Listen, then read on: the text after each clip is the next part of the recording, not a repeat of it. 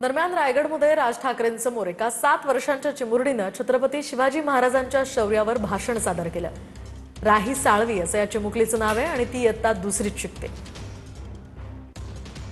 माझं भाषण सुरू होतं बोलण्याचं आणि मग झाल्यावर नंतर मी त्यांच्या पाया पडले, त्याच्यामुळे मला खूप चांगलं वाटलं। नंतर काय बोलले? त्यांनी मला आशीर्वाद दिले, चांगले आशीर्वाद। नंतर नांदगावकर साहेबांसोबत तू फोटो पण काढलास? हां, मग मी त्यांच्यावर पाया पडले।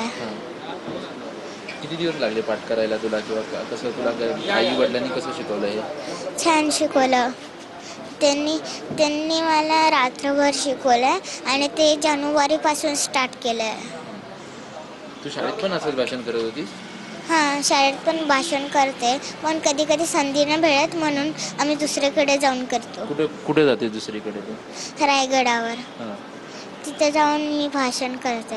गेल्या वर्षी पण केलं होतंस असंच भाषण? हां, केलेलं विकी कौशलच्या समोर कधी?